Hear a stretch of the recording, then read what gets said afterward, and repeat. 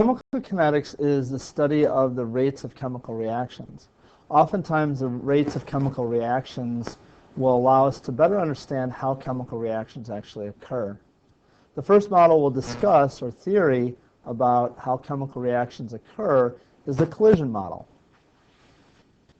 The collision model has three main parts. The first one's rather obvious, that molecules, in order to react, or particles in order to react, must collide.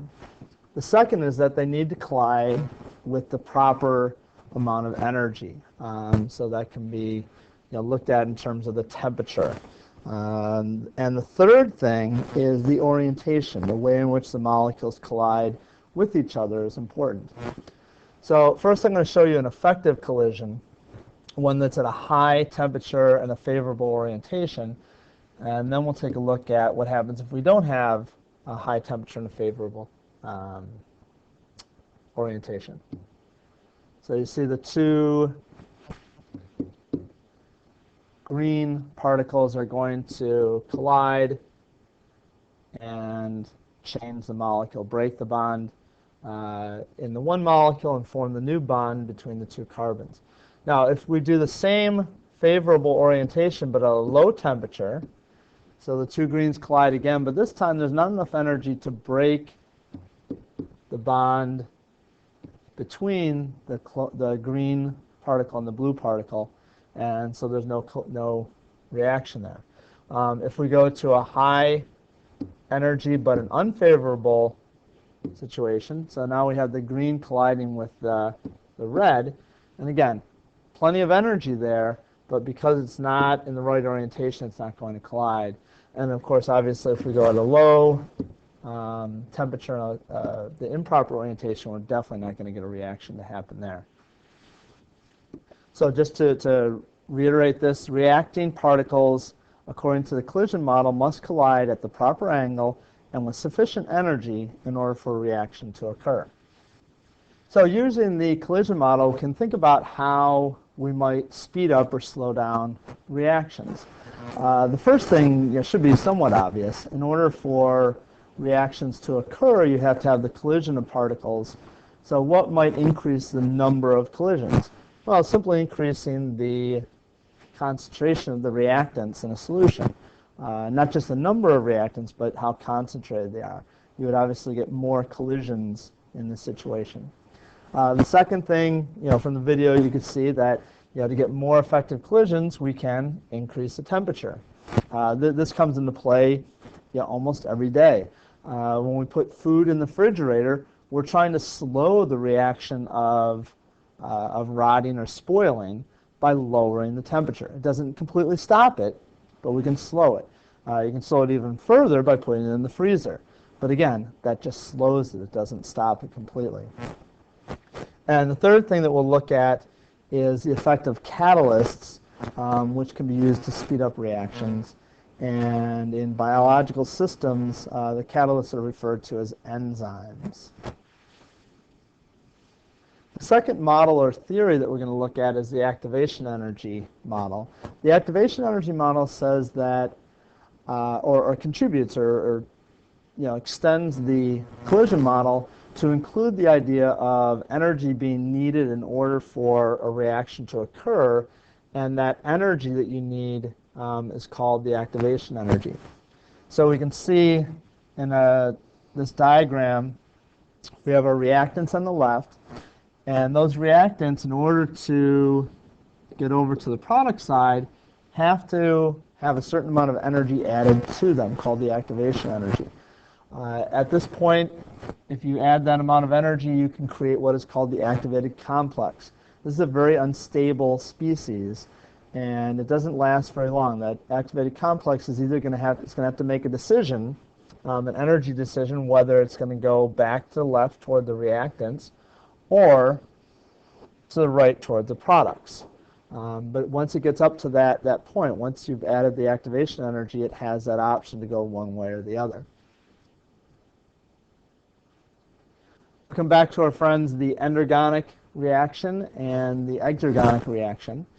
And recall when we talked about the, over on the left, here's our energy of our reactants based on the way the atoms are arranged and bonded together.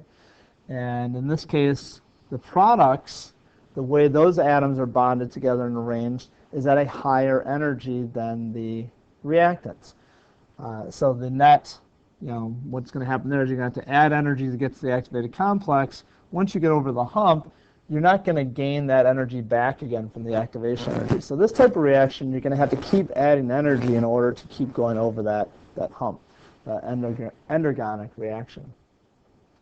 If we look to the right, the exergonic reaction, here you have the energy of the reactants much higher than the energy of the products. So once you get up over that activation energy hump, you go down the other side, you release a significantly more larger amount of energy than you had to put in to get over that activation energy hump. That additional energy that's released can then be used to activate more molecules. And so this reaction would tend to occur spontaneously once you started the reaction. So as long as there were reactants present, that energy that was released from this exergonic reaction can be used to get over that activation energy hump for other molecules. Now, whether it's an endergonic reaction or an exergonic reaction, we've simplified things by just making that one single hump there. The reality is that most reactions happen in a number of what we call elementary steps. Each of those steps is going to have associated with it minimum energies and more activated complexes. And so you get some rather complex diagrams for these if you look at them from a more sophisticated level. At this point, we don't need to go into that much depth, but you can see that we're starting with a reactant over here that's higher in energy. And the interesting part here, in addition to the multiple humps along the way, is that we have the possibility of two different products here.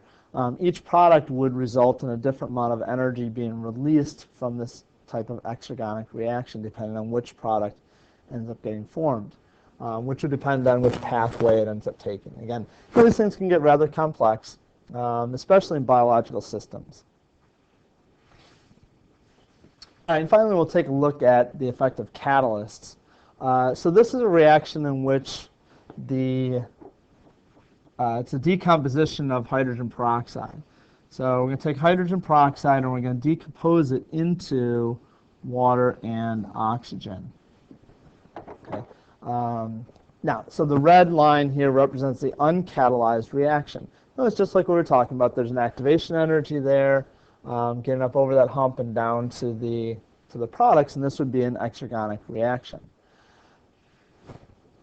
If we were to add in the bromine and the hydrogen ions, okay, these would act as a catalyst. What they do is they provide an alternate reaction mechanism, an alternate pathway from reactants to products. This would be similar to if you were trying to go up over a mountaintop. If you found another path that didn't require quite as much energy or altitude in order to get over the mountain, there's another path that you could take. So this is like another pathway for the reaction. Notice that the catalysts here, the bromide and the hydrogen ion, do not get used up in the reaction. They're part of that alternate pathway. They're part of other steps in the reaction, but they get regenerated at the end. And so it's one of the properties of catalysts is that they need to be regenerated at the end of the reaction. Here's another one, reaction between reactants X and Y producing Z, and you see in the black line a rather large activation energy, which might prevent the reaction from even happening at all. And then in the red, an alternate pathway due to the use of a catalyst, which was smaller activation energy, which might allow that reaction to actually happen at room temperature. And again, looking at this, the products are going to be lower in energy, so this would be an exergonic reaction. And here's just a plug for those biological catalysts, the enzymes. Notice that the red, the substrate over on the left, is the small little thing that we're actually trying to react, and that enzyme in the blue, that rather large looking molecule, which is a protein, is going to basically bind to the substrate and help weaken some of the bonds that need to get reformed in order to get from the substrate to whatever the product would be. And once you form that product, then the enzyme would release that species, and the enzyme would then again be ready to react with the next molecule, being unchanged in the reaction.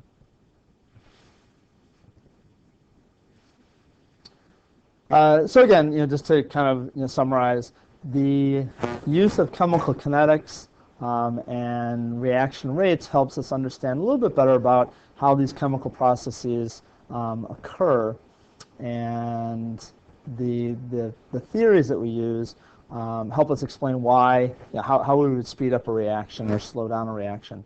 And those three factors are the concentration of the reactants, the temperature, and the use of a catalyst or an enzyme would all affect the rate at which the reaction occurred.